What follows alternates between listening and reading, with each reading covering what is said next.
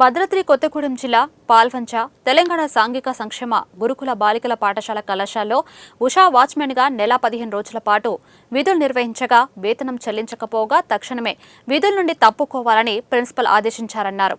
తనకు ఉద్యోగం కావాలంటే 3 లక్షల రూపాయలు ఇవ్వాలని ప్రిన్సిపల్ కోరినట్లు బాధితురాలు ఆరోపించారు. తనను కాదని వేరే మహిళను విధుల్లోకి తీసుకున్నారని బాధితురాలు వాపోయింది.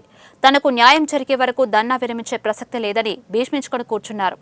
ఈ విషయమై ప్రిన్సిపల్ను వివరణ కోరేందుకు ప్రయత్నించగా ఆమె నిరాకరించారు.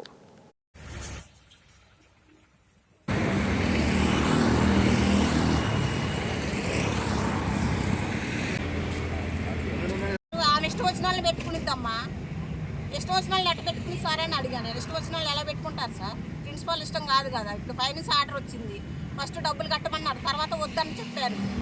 వద్దని చెప్పాకేమో నన్ను అడిగింది డబ్బులు కట్టాలి. నేను కడతా మేడం అని అన్నా. మరి నాకంటే ఎక్స్ట్రా ఇచ్చారట్టు వాళ్ళని పెట్టుకున్నారు. మరి వాళ్ళ ఇంట్లో పని చేయాలి కదా. రోజు పొద్దుటీలు వెళ్తాడు, సాయంత్రం వెళ్తాడు. ఇక్కడ డ్యూటీ చేస్తాడు, అక్కడ డ్యూటీ చేస్తాడు. అదే మరి అదే సార్ ఇప్పుడు పొద్దున్నే